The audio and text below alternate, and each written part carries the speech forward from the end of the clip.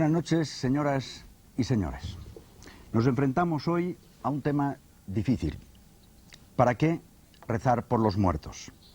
Richard Strauss, nieto del famoso compositor de los valses, cuando se sintió cercano a la muerte, dijo: hace 50 años yo escribí Muerte y Transfiguración.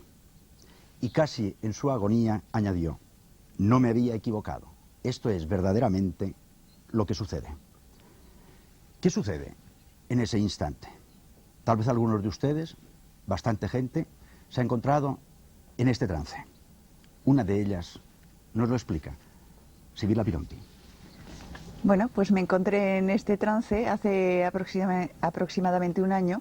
Estaba sentada tranquilamente en la biblioteca, empecé a notar una arritmia, se me paró el corazón, empecé a ver cómo la bioelectricidad del cuerpo, los chakras se desenrollaban, me empecé a ver fuera del cuerpo y entonces una luz blanca alrededor como niebla, era como una niebla blanca, además con unas chispitas blancas.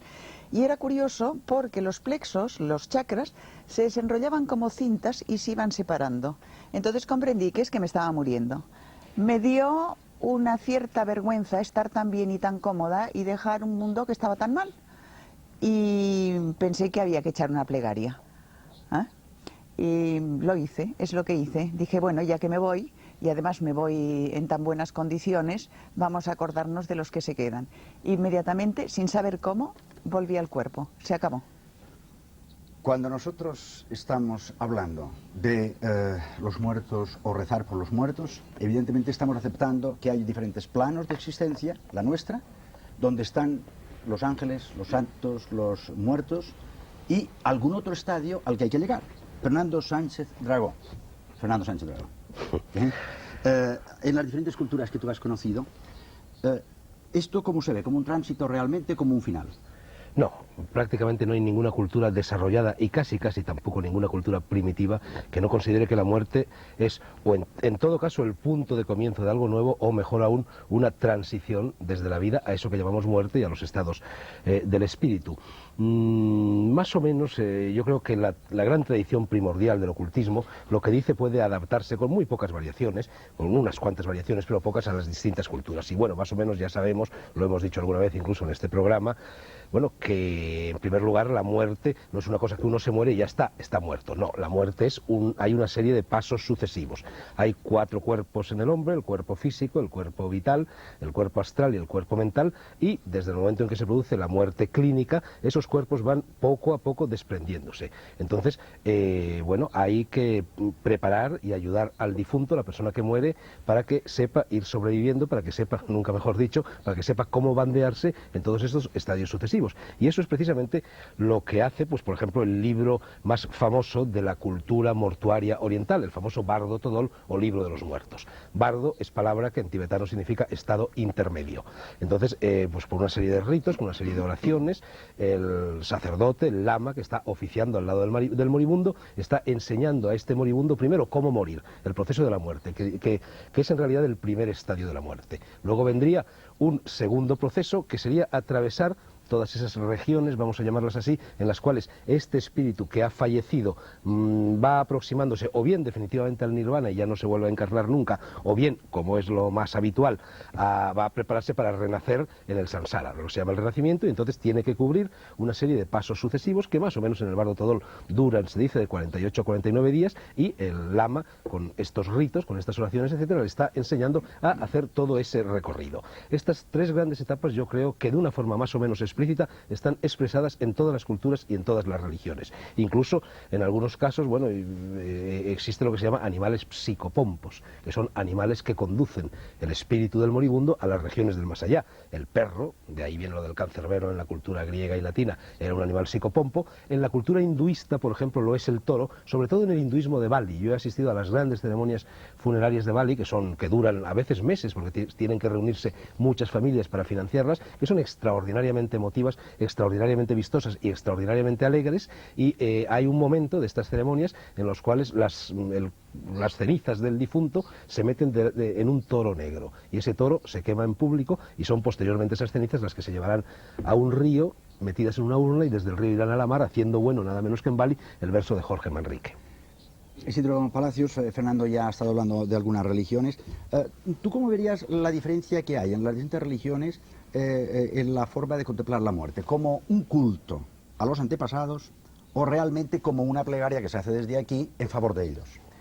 Bueno, en realidad eso supone el planteamiento de dos fases que nacen en el mismo punto o en el mismo aspecto central. Realmente no hay religión que no nazca con una idea medular que es el culto a los muertos, es inherente a ellos.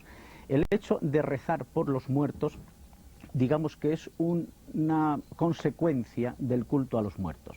En un principio, los vivos permanecen unidos, y de ahí creo que es una idea fundamental a destacar, permanecen unidos a los muertos y por lo tanto a los antepasados, forman con ellos un tronco irrompible, una comunidad inmortal que la muerte ni siquiera puede escindir o separar. Entonces el culto a los muertos en un principio, en todas las culturas, en todas las religiones primitivas, hace que esa realidad permanezca de forma inexorable. Con el culto a los muertos, el muerto permanece unido al vivo. Se sabe, por ejemplo, en las civilizaciones son religiones más primitivas, como incluso formas prereligiosas, como es en el Shinto, cuando un ser muere, se convierte en un kami, en un dios viviente que vive al lado de los vivos. También en el culto a los muertos, por ejemplo, que se establecían con los romanos, en el fondo, aquellas ceremonias, aquellos ritos, de alguna forma permanecían o permitían la permanencia de los muertos con los vivos. Es decir, que el culto a los muertos garantizaba esa unión de comunidad irrompible, inmortal, que la muerte no podía romper, como he dicho.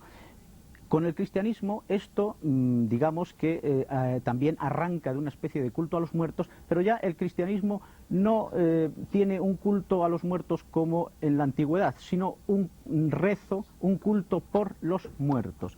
Es decir, algo como no hay una separación en esa comunidad entre vivos y muertos, pero sí hay como un distanciamiento.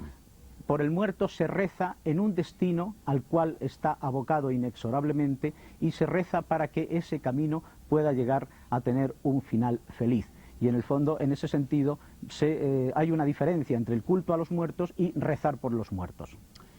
Isidro Palacios es escritor, ustedes ya lo conocen, y además redactor jefe de la revista Más Allá. Vamos a hablar ahora con Josep Gil, que es doctor en teología y profesor de escatología, que en otras palabras sería lo que ustedes conocen como novísimos, muerte, juicio, infierno y gloria, y que nosotros aprovechamos la oportunidad de tenerle aquí para ver si nos puede aclarar si todavía permanece esa creencia tal y cual nos la explicaron cuando éramos pequeños. ¿Qué dice la teología hoy sobre esto? Bien, yo pienso que hablar de los novísimos es, sobre todo hablar de escatología, un poco distinto, novísimo, escatología. Hablar de la escatología es acercarnos a ese momento, hace 100 años, que se produjo una auténtica revolución en esta materia. Una revolución, por otra parte, interesante, porque se da al mismo tiempo el descubrimiento del cristianismo, la conciencia del cristianismo, que es algo más que una religión. Algo más que una religión. Es el momento en que los que saben de qué estoy hablando, pues, en fin, se trata del momento en que la teología llamada dialéctica en Alemania, pues hace sus primeros pinitos. Importantísimo este momento. Total, que podríamos decir que los novísimos tradicionales, los que figuran en el catecismo católico como las verdades eternas, como usted muy bien ha dicho, pues muerte, juicio, infierno y gloria, no sé por qué no ponen el purgatorio, pero en fin, muerte, juicio, infierno y gloria, pues estos novísimos han sufrido, han experimentado una importante, digamos, vamos a ver, como reconducción. Yo diría que en este momento se producen como dos direcciones diferentes en esta materia, dos direcciones, digamos, de traducción, de expresión diferente. Por una parte, todas estas cosas, cielo, infierno, todo esto no es más que una plasmación más o menos mitológica de lo que significa decidirse por Jesucristo. Decidirse por Jesucristo significa traspasar, hacer un cambio de una vida negativa a una vida positiva. Todo esto se expresa a través de estas fórmulas. Sería la traducción, la interpretación existencialista. Por otra parte, evidentemente está otra corriente importantísima, tenedlo en cuenta, que estas verdades, llamadas verdades, no son más que expresiones trascendentales de unas utopías intramundanas. Por otra parte, si son trascendentales, tienen el peligro de convertirse en alienantes, pero en definitiva el cielo no es más que, por decirlo así, el hombre en su plenitud, la resurrección de los muertos no es más que la historia llevada a su plenitud, etcétera, etcétera, etcétera. Digo todo esto porque, entonces, ahora mismo, en este momento, cuando un católico, cuando un cristiano católico, digo católico, aunque podría decir simplemente cristiano, cuando un cristiano católico profesa su fe en esto que llamamos de verdades eternas, ¿qué es lo que pretende decir? ¿O qué es lo que pretendería decir? Debería pretender decir que es en la fe en Cristo en donde encontramos la situación de plenitud de nuestra vida. Es una fe en Cristo. Me parece importante añadir dos cosas, si me permiten. Dos datos importantes. Con la renovación de la escatología o de los novísimos, hemos redescubierto la unidad del ser humano. Muy importante. Y segundo, hemos redescubierto la importancia de la historia para el hombre. Aravind Basu, profesor de filosofía, puede hablarnos de otra cultura, es además de editor de una revista que trata temas de filosofía y de yoga. ¿Qué relación existe para usted entre la muerte y destino del alma?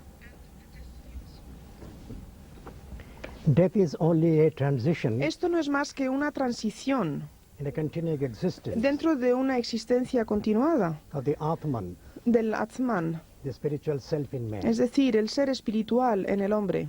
Desde mi punto de vista y mi tradición, hay una creencia importante en el renacimiento. Esto no es más que la reunificación del Atman, de la mente, de la vitalidad y del cuerpo físico. Y esto es una pérdida de unificación entre estos. Por tanto, mientras que el hombre no se conozca a sí mismo y su relación con Dios, esto va a ser esta desunificación entre el Atman y los tres otros elementos que no va a permitir que se junten todos ellos. Es decir, que el destino del hombre en relación con esto sí sería un estadio transicional en un punto determinado de la vida. Mientras que el hombre no se conozca a sí mismo y a su Dios, no va a tener esta fuerza, y esto es algo que es importante tener en cuenta. Experiencias de muerte.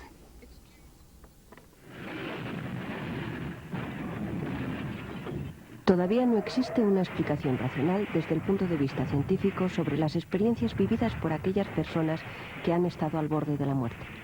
Sin embargo, es un tema que ha interesado a numerosos científicos y que ha hecho que las investigaciones iniciadas en los años 70 en los Estados Unidos se hayan extendido a todo el mundo. La experiencia de premuerte o de aproximación a la muerte se ha documentado con el 40% de los casos de personas que han estado a punto de morir, es decir, que han tenido un paro cardíaco o respiratorio, incluso a veces cerebral como consecuencia de traumas o enfermedades. La última encuesta del Instituto Gallup sobre este tema revela que solo en los Estados Unidos más de 8 millones de personas han vivido una experiencia de premuerte. Lo más sorprendente es la presencia de elementos comunes en todas las experiencias de este tipo, a pesar de las grandes diferencias culturales, sociales, religiosas y de edad, ya que en la encuesta se recoge el testimonio de varios niños. Lo primero que recuerdo es que estaba mirando hacia arriba, a unas luces en forma de diamantes. Eran rojas, azules, verdes, amarillas y de otros muchos colores. Las miré durante unos minutos. Y lo que recuerdo inmediatamente después es que estaba mirando hacia abajo, a mí mismo. Había médicos por allí, vestidos de azul y verde.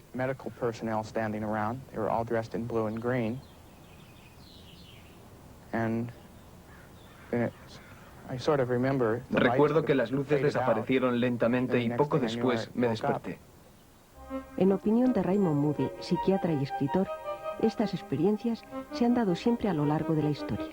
La razón de que estemos viendo tantos casos en la actualidad se debe al uso generalizado de técnicas modernas de resucitación cardiopulmonar.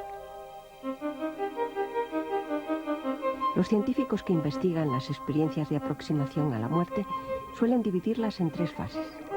En la primera, sienten un gran bienestar, ausencia de dolor y la sensación de separación del cuerpo mientras aún queda conciencia. Poco después me volví a despertar y comencé a salir de mi cuerpo. Me estaba alejando de mi cuerpo, que estaba tumbado en la cama.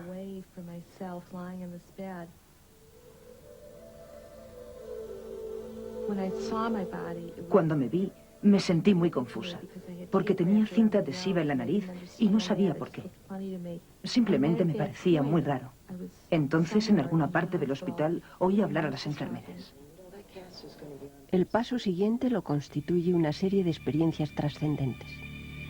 La persona se sume en la oscuridad, recorre un túnel, percibe luces y sonidos armoniosos en un mundo de luz radiante de belleza.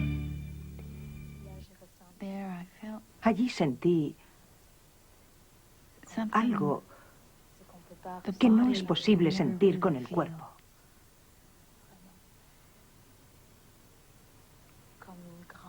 Es como una alegría exultante, pero aún mayor. Es más que alegría, creo que la palabra que mejor lo describe es éxtasis. Ninguno de los supervivientes de la premuerte deseaba retornar a su cuerpo. Todos sintieron una fuerza superior que les obligaba a hacerlo. Otra característica común es el profundo cambio de actitud ante la vida. Ya no sienten temor, experimentan más amor y comprensión hacia sus semejantes. Las cosas pequeñas adquieren un nuevo sentido. Son más felices, porque todos se han encontrado a sí mismos.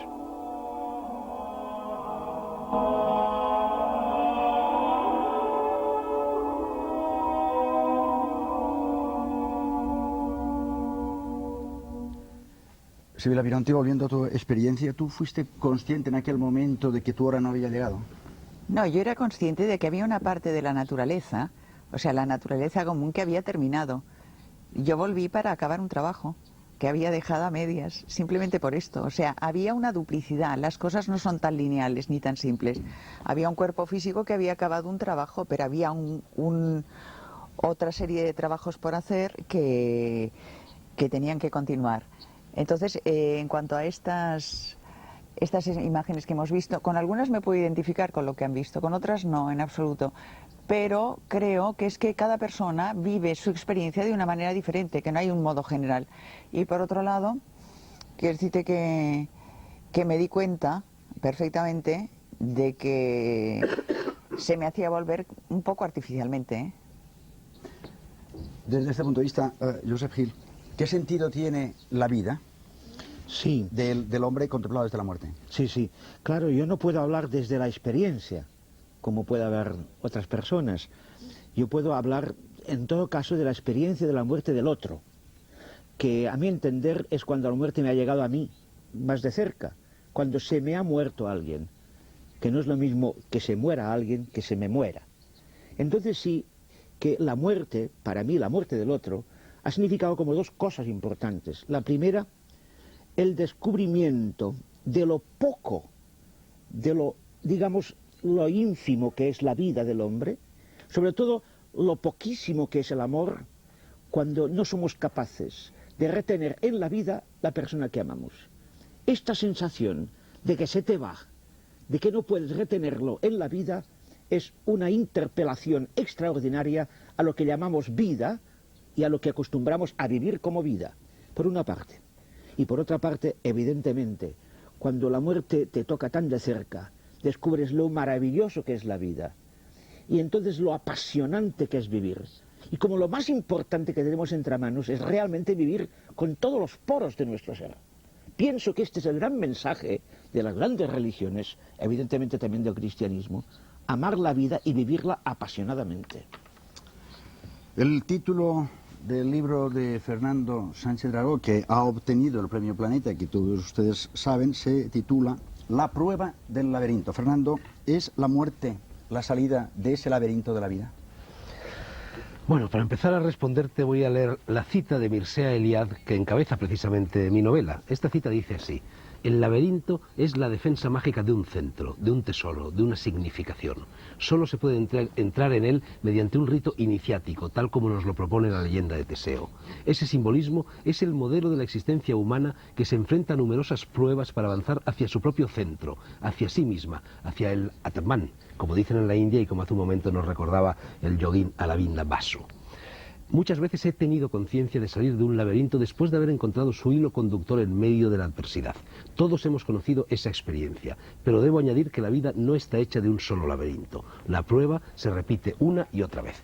Bien, el laberinto, que se encuentra absolutamente en todas las culturas, basta decir que el laberinto más antiguo que existe es la esvástica, y la esvástica representaba el movimiento del sol. Bien, decía que se encuentra en todas las culturas y es normal porque es la gran metáfora de la vida. Cuando nacemos, y nacemos para aprender, nacemos para enfrentarnos a una serie de pruebas, tenemos que ir recorriendo las vueltas y revueltas en medio de las adversidades, las fatigas, los obstáculos, los dolores, los amores, etcétera, y es el laberinto. La persona que consigue recorrer el laberinto y alcanza el centro va a centrarse, va a ensimismarse, va a conocerse a sí mismo, que era también la condición que señalaba hace un momento el yogín Aravinda Basu. Cuando una persona está instalada en el centro del laberinto, la conciencia se dilata y, por así decir, contempla el rostro que tenía antes de nacer y el rostro que va a tener después de morir.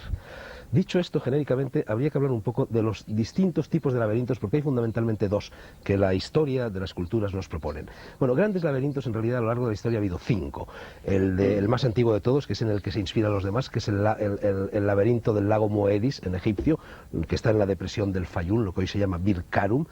Por supuesto, el laberinto de Creta, pero en Creta había 2 laberintos, el de Gnosos y el de Gostira, luego el laberinto etrusco de Clusium y el laberinto griego de Lemnos. El primer laberinto, que es el egipcio, que es el más profundo, es un laberinto del cual no se podía salir vivo. Las almas de las personas muertas eran, por así decir, distribuidas en este enorme laberinto que tenía 3000 cámaras distribuidas en varios niveles, y allí las iba recogiendo Anubis, que era el dios Psicopompo, y conduciéndolas por un hilo.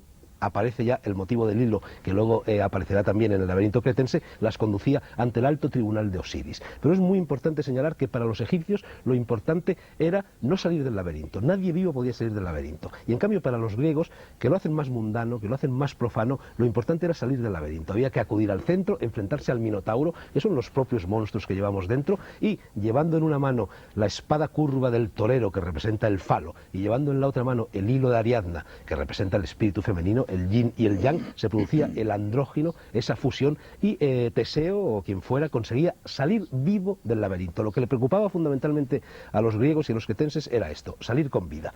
La Iglesia cristiana va a recoger la imagen del laberinto, y de hecho, bueno, la escolástica está llena de laberintos. Yo mismo en mi casa tengo una colección de 24 laberintos de la escolástica, y hay muchas catedrales en cuyo suelo, en cuyas paredes hay laberintos. Ahora bien, la Iglesia, en vez de recoger el modelo egipcio, recoge el modelo griego, lo cual yo creo que es un símbolo de la opción que en un determinado momento hace la Iglesia por el poder temporal. Ahí se equivoca. Y a mí, para terminar, de hecho hay toda una serie de comparaciones luego entre el laberinto y la Vía Dolorosa, el laberinto y la Vía Crucis, etcétera. Pero a mí me gustaría evocar, y es así como termina precisamente mi novela, el gran laberinto de la Catedral de Chartres. Imaginemos esta catedral, que es junto a la de Compostela seguramente el lugar de más alta espiritualidad en el mundo occidental, en medio de una llanura que antaño estuvo poblada de bosques, y el peregrino que llegaba hasta ella, después de recorrer el laberinto, todos los vericuetos de la existencia, entraba en la catedral por una puerta que ahora está cerrada, que era la gran puerta, que solo se abre ahora en determinadas ocasiones, y allí, antes de llegar a las imágenes de la Virgen, antes de llegar al coro, antes de llegar fundamentalmente al gran altar del ábside, tenía que recorrer este laberinto que está en el centro.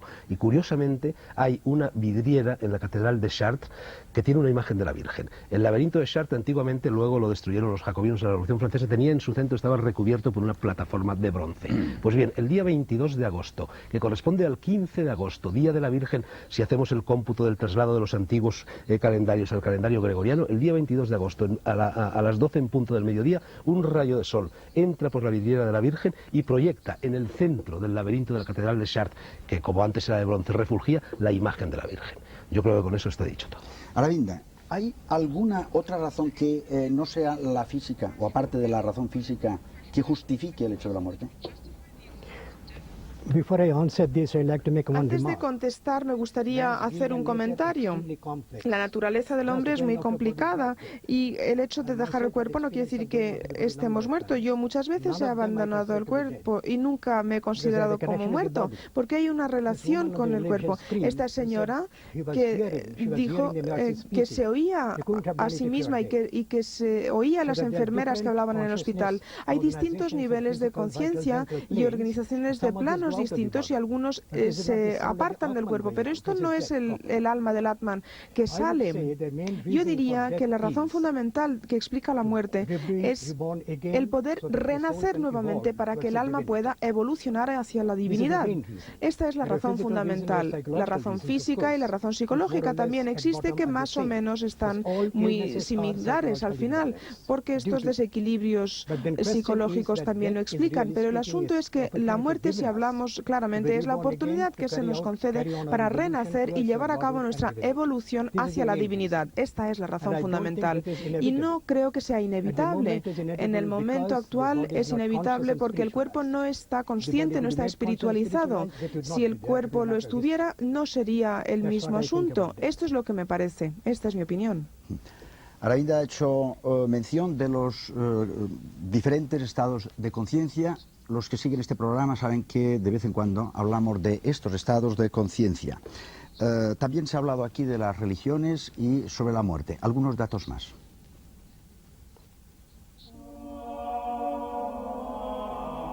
Escatología es un término derivado del griego escatos, último, y de logos, tratado, que se ocupa de las cosas postreras o últimas, es decir, de la muerte, del juicio, del infierno y de la gloria. Las ideas que encierra la palabra escatología están de una manera más o menos explícita en todas las razas y religiones. En el fondo de todas las doctrinas, desde las más primitivas hasta las más desarrolladas, late un mismo sentimiento, el de que después de la muerte, la divinidad premiará las acciones buenas y castigará las malas. La etnografía moderna proporciona numerosos ejemplos de pueblos que creen en la existencia de premios y castigos ultraterrestres. Los testimonios más antiguos sobre la creencia en la vida después de la muerte se encuentran en los restos del arte rupestre.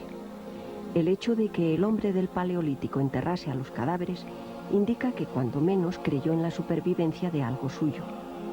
Los restos hallados en los monumentos megalíticos confirman estas creencias, pues es frecuente encontrar en los enterramientos, al lado de los cadáveres, utensilios de uso diario, como armas, vasijas o alimentos, que además indican que creían que una vez muertos, continuaban con sus actividades en el otro mundo. Los egipcios creían que el Ka, alma superior de cada hombre, se separaba del cuerpo y ascendía a las regiones celestes, mientras que el Ba, o alma inferior, permanecía junto al cadáver. El testimonio escrito más antiguo sobre la inmortalidad del alma procede seguramente del Libro de las Pirámides, año 2500 a.C., en el que se habla por primera vez de la inmortalidad del alma.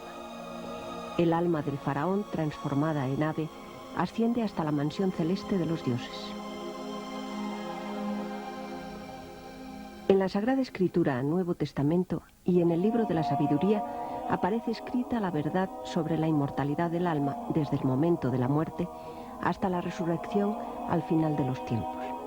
Para la Iglesia Católica, la creencia en la inmortalidad del alma es dogma de fe, así como el premio o el castigo que recibirán las almas inmediatamente después de la muerte, la resurrección de la carne en el día del juicio universal. En líneas generales, la escatología islámica es paralela a las creencias cristianas. En ella se establece el llamado interrogatorio de la sepultura, llevado a cabo por dos ángeles llamados Munkar y Nakir, la resurrección, el juicio final y el premio y el castigo de las almas inmortales. La creencia en la reencarnación del alma humana en varias personas, animales e incluso plantas es común al hinduismo, budismo e incluso al taoísmo chino, ya que la base de estas doctrinas filosófico-religiosas estriba en la necesidad de una purificación total antes de alcanzar la unión con las distintas divinidades. La reencarnación es la consecuencia del karma o de los actos buenos o malos de cada persona, a lo largo de su vida. Por ello, cada acto lleva su premio o su castigo.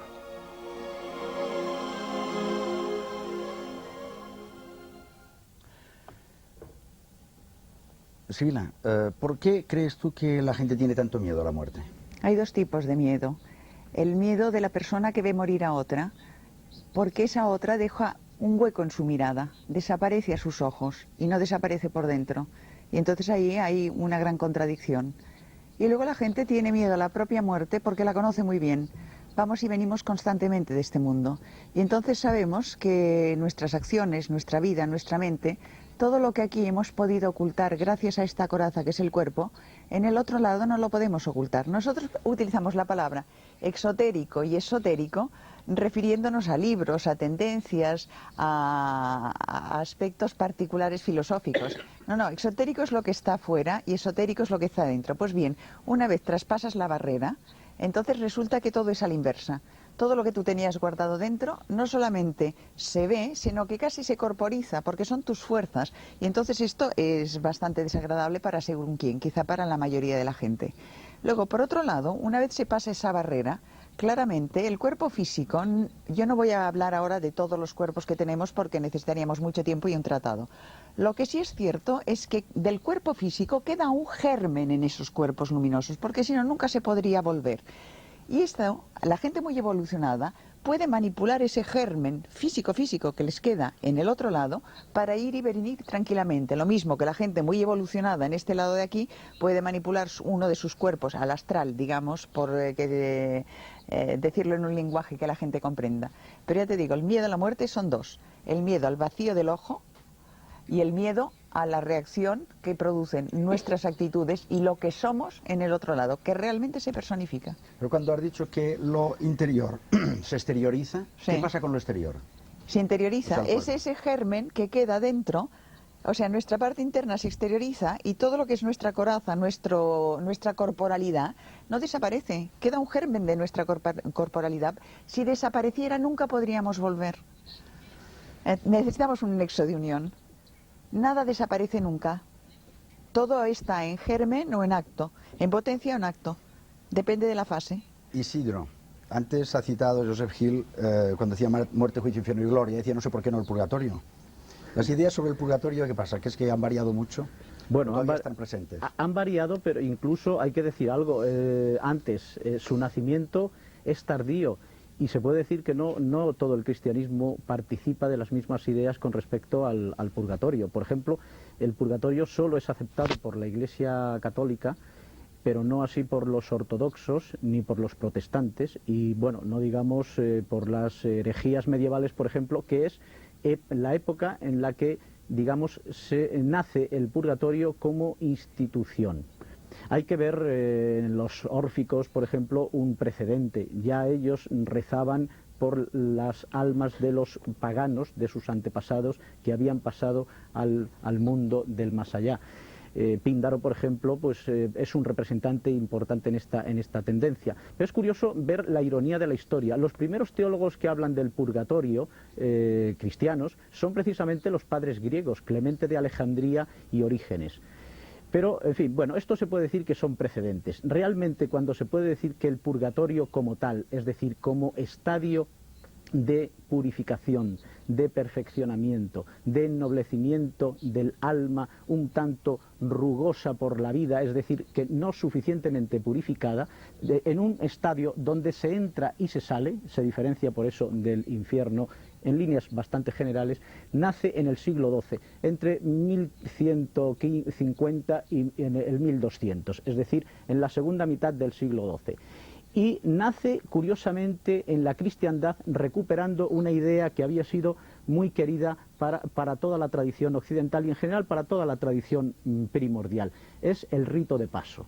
Generalmente, el caballero, el monje, el teólogo medieval que defiende la idea del purgatorio, la concibe como un rito de paso de purificación interna y externa.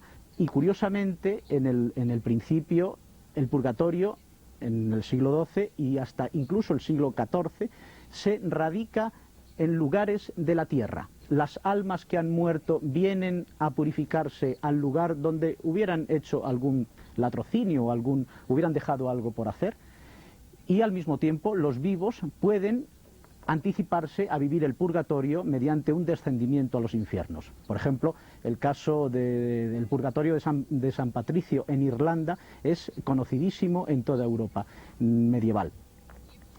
El purgatorio, sin embargo, tiene una evolución, evidentemente. De estar en la tierra pasa a ese más allá, ese hipotético no estar aquí, sino más allí. Y el primero que empieza a tratar esta idea, que supone también el triunfo poético del purgatorio en la humanidad medieval, es Dante, y donde él coloca precisamente el purgatorio junto con el cielo, el infierno, etcétera, en el más allá.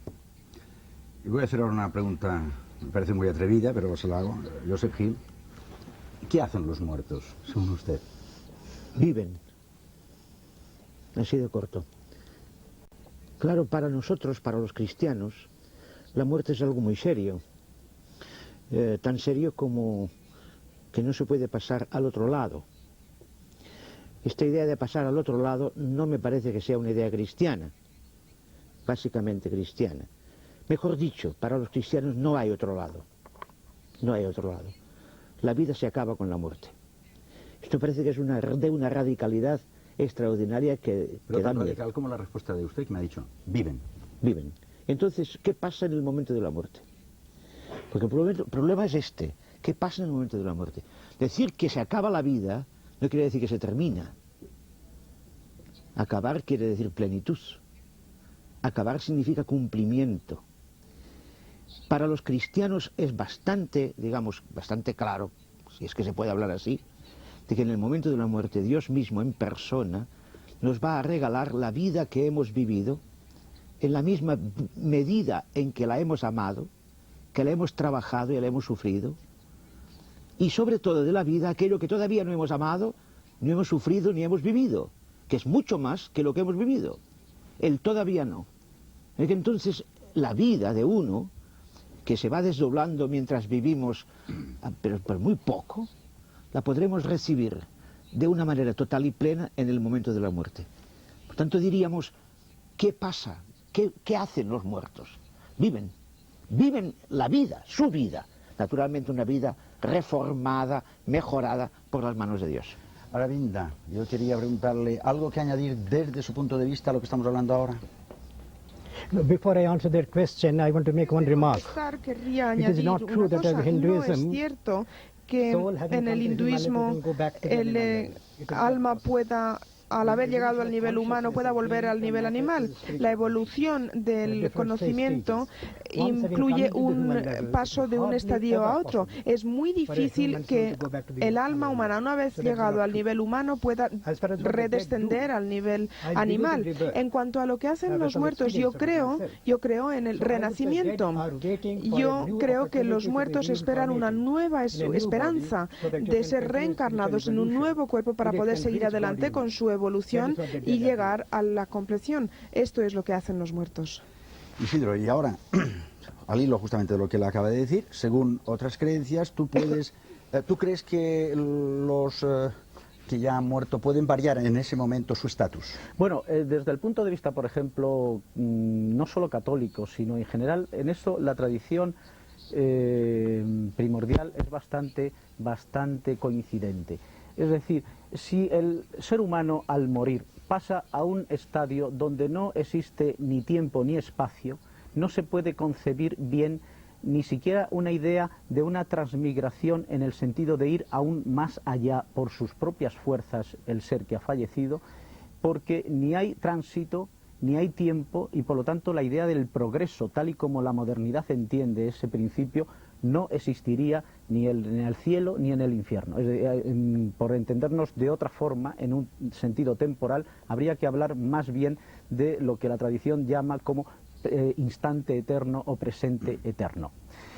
La tradición acepta que el ser humano, en cuanto compuesto de espíritu, alma y cuerpo, en esta vida puede hacer todo lo posible para salvarse o condenarse, pero que una vez muerto entra como en un estado parecido a algo así como una prisión.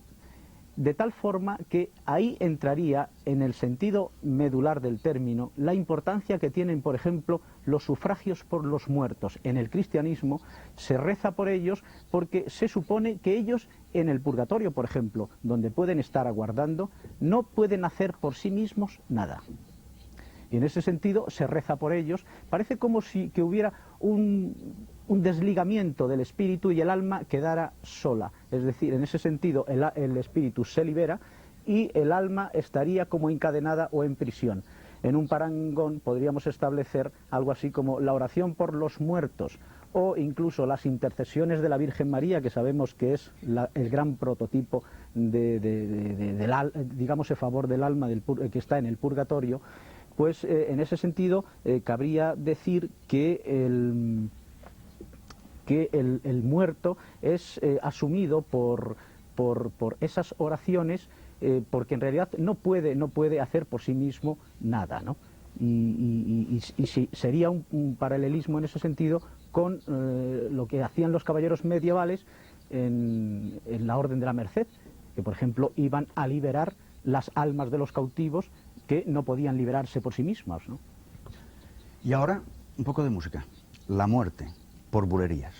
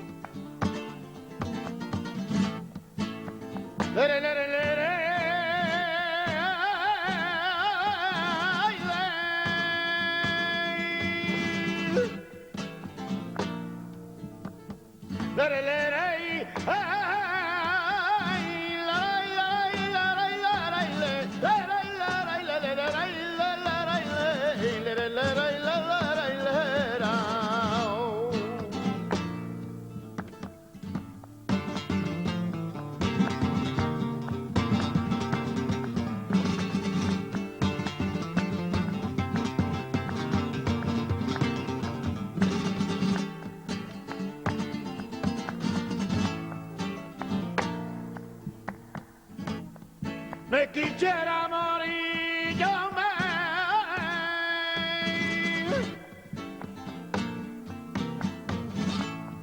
me quisiera morir, ya ves si tú te ponías malutito negro por mí, ya ves si tú te ponías malutito negro por mí.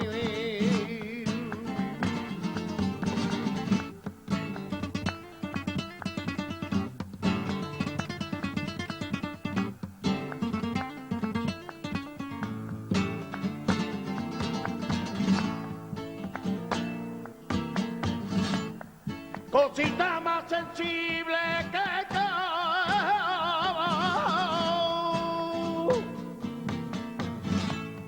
cosita más sensible que pelea con la muerte, me vence la serie muy imposible. Compañerita mi carne, vence la serie muy imposible. Nadie quiera, ya nadie quiera, mientras te viva tu compañera, mientras te viva tu compañera.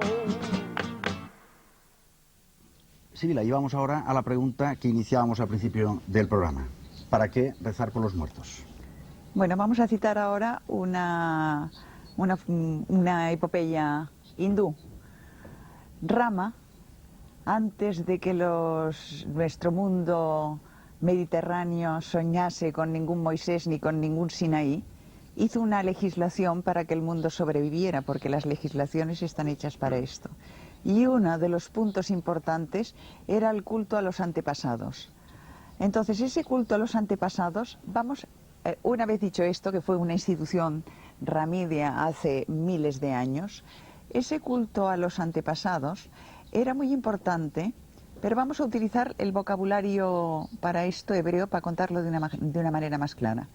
Por ejemplo, hay un alma matriz de la cual salen unos filums. Y ahí hay toda una historia de toda una humanidad, toda una cadena genética de individuos que van naciendo y muriendo, y renaciendo y muriendo dentro de esa cadena. En realidad, cuando se reza por los muertos, se está rezando por uno mismo, por la cadena genética, por los antepasados. Estás redimiéndote y redimiendo. Es todo un factor muy importante, porque si pensamos en ese mandamiento, era como una regeneración a nivel filogenético que hacía que cada vez el que volvía pudiese volver en mejores condiciones y seguía con ese culto que de alguna manera le mejoraba a él y mejoraba la suerte de su futura incluso reencarnación. Pero eso es antiquísimo, es de por lo menos 8 o 9 mil años antes de Cristo. Esto pertenecía a la época de propiamente Ramidia, que es una época que naturalmente tiene que volver. Esto que estaba diciendo Joseph Hill, en el fondo estamos hablando de la unidad de la que estamos hablando, todos somos uno, ¿eh? Sí. Y hay una unidad continua en esa transformación, ¿no? Si yo pienso, sin embargo, ¿verdad?, que los últimos pasos que da la teología en este campo van en otra dirección, yo diría, la teología católica, ¿no?, cristiana en general, por lo que sé. Más bien, digamos, a no separar tanto alma del cuerpo, más bien pensar en una unidad en el hombre, lo mismo que una unidad cósmica. En este sentido, me parece que es difícil afirmar hoy, por lo menos, que es un dogma de fe para la Iglesia la inmortalidad del alma. No creo que esto lo pueda decir ningún teólogo seriamente. Lo que es un dogma es la resurrección de los muertos, que es una cosa muy distinta, absolutamente distinta. Y desde su punto de vista, ¿qué eficacia tiene la oración, la plegaria? Sí, claro. Lo que pasa es que yo pienso, a los que creemos que con un pequeño acto de amor podemos transformar una piedra en pan, por ejemplo, no se nos puede resistir la mismísima muerte. Yo pienso que la muerte no nos aleja a las personas que han muerto, nos las deja como muy cerca de nosotros mismos, tan cerca como los lazos profundos que nos unen con ellas, más que romperlos, lo que hace es reforzarlos. Pienso que los muertos para nosotros, son como dos cosas. En primer lugar, son algo que debemos amar, que amamos profundamente, y porque amamos, entonces rezamos por ellos. Que la oración por los muertos es un gesto de amor, y nada más que esto. Por otra parte, el segundo aspecto es, ya que precisamente ellos están disfrutando de la visión de Dios, nos parece importante pedirles que nos echen una mano. Es decir, claro, cuando nos preguntamos siempre, ¿qué quiere decir orar? La oración en general. ¿Es eficaz la oración? Desde la fe, creer en Jesucristo, creer en ese Dios, el Dios Padre, nuestro Señor Jesucristo. La oración es ponerse en contacto con esa realidad. Claro, sería ridículo pensar que rezando y pidiendo lo que estoy pidiendo voy a conseguirlo. Esto es doy para que me des. Esto es un comercio con la divinidad. No es en este sentido. La oración nos introduce en el misterio divino y por tanto nos hace participar de la actividad de ese Dios. No queremos dejar y pasar por alto lo que la ciencia opina de estos estados de ánimo de los que hemos hablado, de estas experiencias ante muerte. Dice así la ciencia.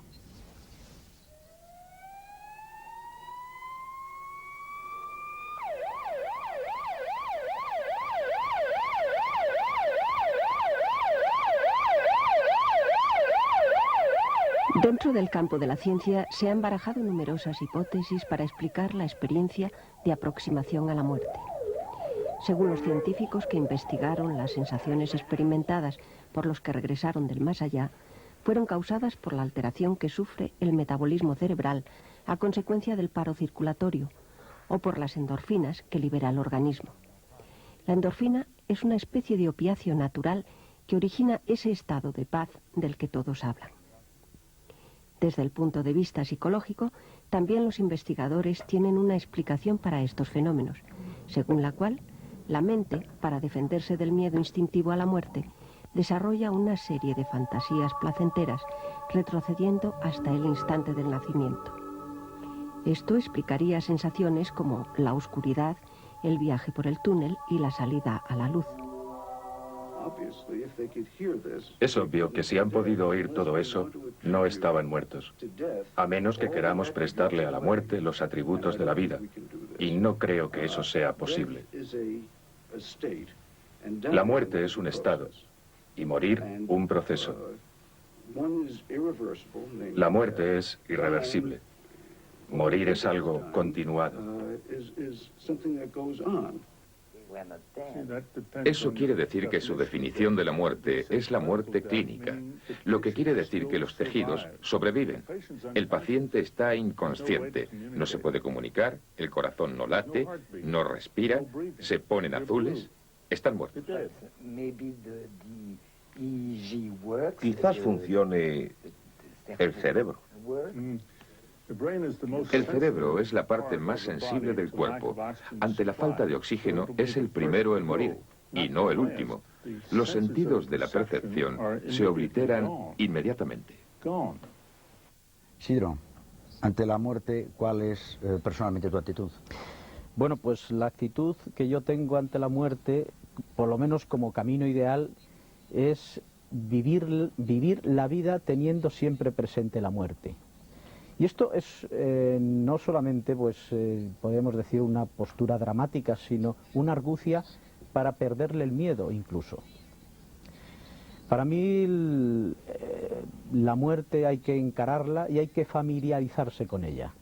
Los antiguos monjes del desierto establecían una consigna básica: hay que meditar constantemente sobre la muerte, porque en la muerte aprendemos incluso a vivir con humildad, combatimos la soberbia, vivimos un sentido de la belleza seria, que me parece que es la forma más noble que tiene la belleza. Un torero cuando torea no está sonriendo, está lanceando con la muerte y tiene una belleza serena, majestuosa, magnífica, increíble. La belleza del héroe, que en su apoteosis, cuando cae muerto, es también una belleza noble, profunda. Para mí esto es lo que yo saco de la muerte, una meditación permanente, constante, encararme a ella para perderle el miedo y para comprender su sentido metafísico profundo. Joseph Hill.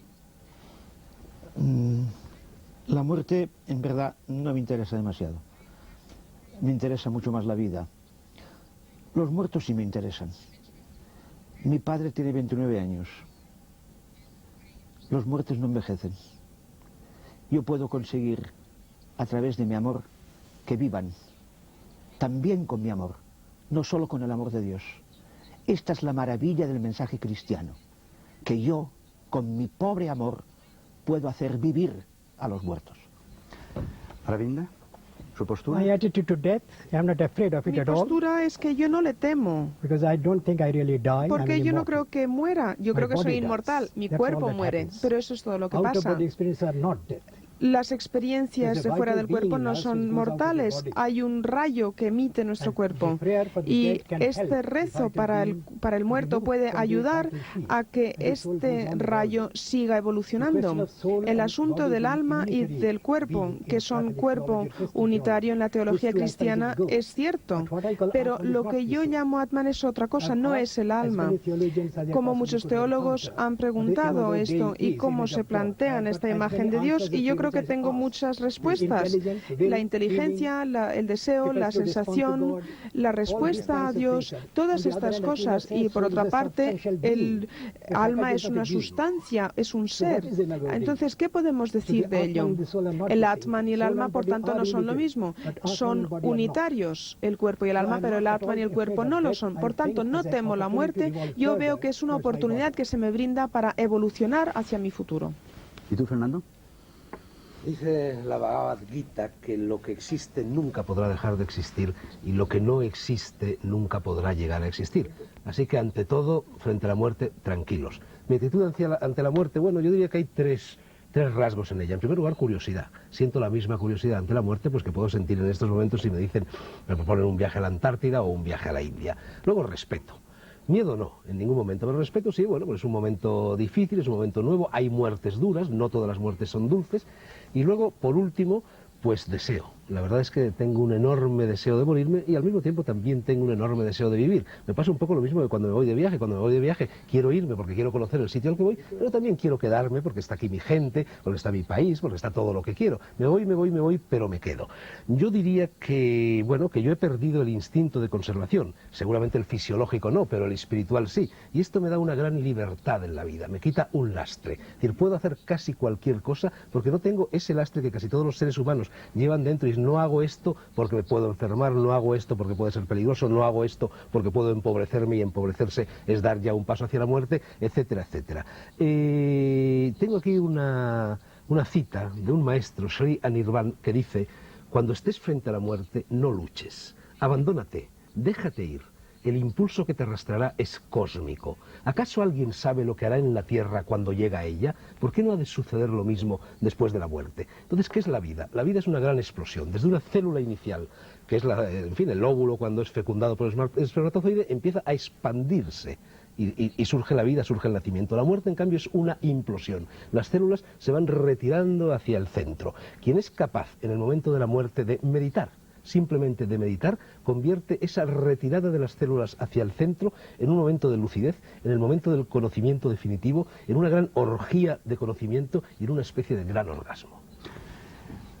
La muerte, tal como la conocemos, puede transformarse, puede incluso cambiar y dejar de ser tal como ahora nosotros entendemos la muerte. Por ejemplo, desde el esoterismo, ¿cómo se vería? ¿Sibila? Yo desde el esoterismo, fíjate que estaba hablando en un plano un poco más oriental que los cristianos, pero contestaría como San Pablo, aquello de: muerte, ¿dónde está tu victoria? El aguijón de la muerte es el pecado. Si hablara como este señor, diría: es avidia el aguijón de la muerte, la ignorancia.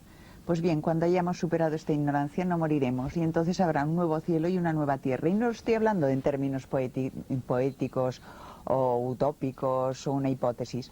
Cuando el hombre haya cambiado todas sus energías, las haya mejorado, se haya unificado a él a sí mismo y se haya unificada con los demás. Y esto no es una cosa que falte muchísimo tiempo y vuelva a esa época ramidia, que no es una estupidez así de cómic, sino que realmente es un estado de conciencia general. No habrá más muerte, porque cuerpo, alma y todos los cuerpos que podamos nombrar, tanto el cuerpo glorioso como el cuerpo de deseos, todo es una unidad. Hay un lugar único con un cuerpo único. Lo que pasa es que estamos divididos por nuestros errores, por nuestros pecados y por nuestra ignorancia. No habrá muerte.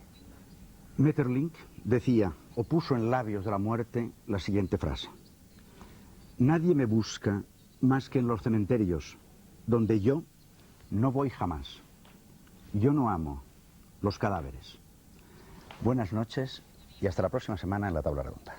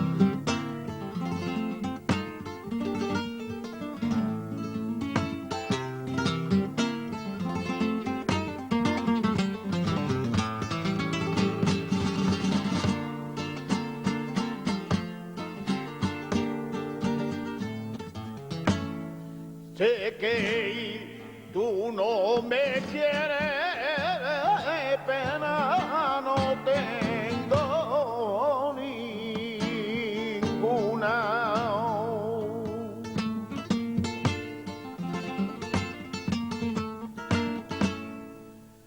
enano, tengo ninguna